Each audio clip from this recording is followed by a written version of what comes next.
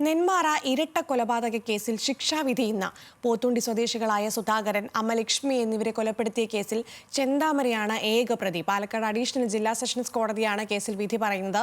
ഈ മാസം 6-ന് വിധി പറയാനിരുന്ന കേസ് വിചാരണ കോടതി ജഡ്ജിയുടെ ആരോഗ്യ പ്രശ്നങ്ങളെ തുടർന്ന് ഇന്നത്തേക്ക് മാറ്റുകയായിരുന്നു.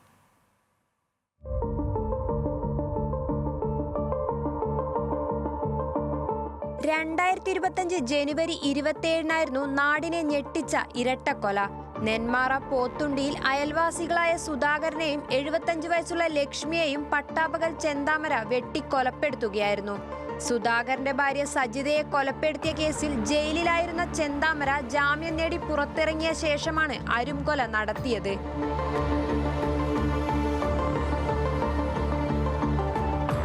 കൊലപാതകത്തിന് ശേഷം ഒളിവിൽ പോയ ചെന്താമരയെ പോലീസും നാട്ടുകാരും നടത്തിയ തെരച്ചിലിനൊടുവിൽ തൊട്ടടുത്ത ദിവസം രാത്രി സമീപത്തെ മാട്ടായി വനമേഖലയിൽ നിന്ന് സാഹസികമായി പിടികൂടി.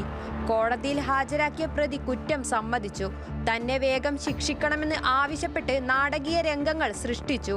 പോലീസ് തെളിവെടുപ്പിനിടെ ചെന്താമര നാട്ടുകാരെ ഭീഷണിപ്പെടുത്തി.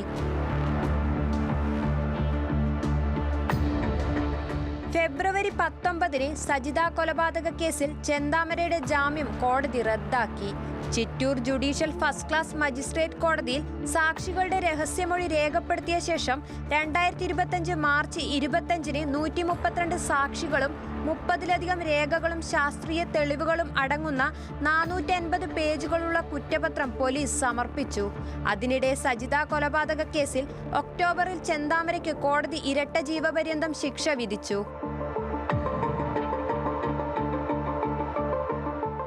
2026 ഫെബ്രുവരി 23 മുതൽ മെയ് 6 വരെ നടന്ന വിചാരണയിൽ 82 സാക്ഷികളെ വിസ്തരിച്ചു.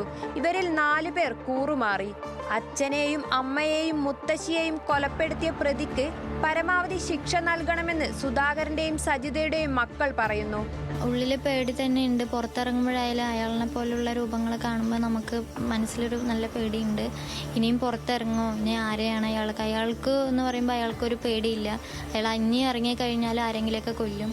അയാൾക്ക് ഇനി പരോളില്ലാണ്ട് ഇരിക്കണം, അതാണ് നമ്മൾക്ക് ഏറ്റവും. ഇനി അയാൾ ഇനിയും വെളിയിലിറങ്ങിയ ആരെങ്കിലും അയാൾ എന്തെങ്കിലും ചെയ്യും.